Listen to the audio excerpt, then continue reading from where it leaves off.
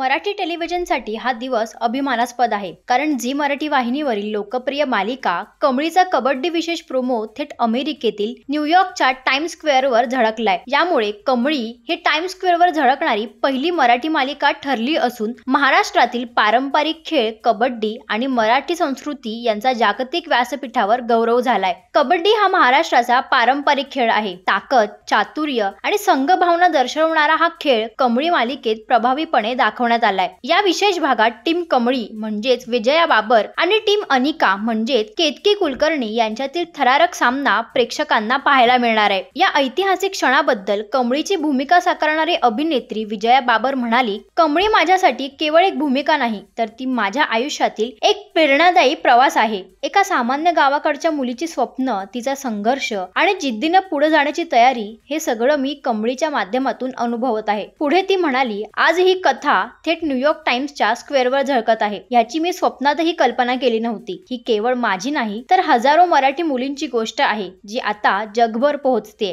Zee Marathi आणि संपूर्ण टीमचे मनापासून आभार, ज्यांनी कमळीला एवढं मोठं व्यासपीठ दिलं। आज खरंच वाटतंय जग जिंकण्याची सुरुवात आपल्या मातीपासून होते। ही संपूर्ण मोहीम म्हणजे संस्कृती, खेळ, परंपरा यांचा सुरेख संगम आहे। कमळीचा प्रोमो टाइम्स स्क्वेअरवर सारख्या जागतिक स्तरावर झळकणं हा मराठी अस्मितेचा जगभरात झालेला सन्मान आहे। अर्थात कमळी या मालिकेत अनेक टर्न आणि ट्विस्ट येताना पाहायला मिळत आहेत आणि यामुळेच याला प्रेक्षकांची पसंतीही मिळत आहे। विशेषतः कमळी या भूमिकेला प्रेक्षक भरभरून प्रेम देताना दिसत आहेत। तर मनोरंजन विश्वातील अशाच काही खास अपडेट्ससाठी इट्स मज्जा मराठी या यूट्यूब चॅनलला लाईक आणि सबस्क्राईब करायला विसरू नका।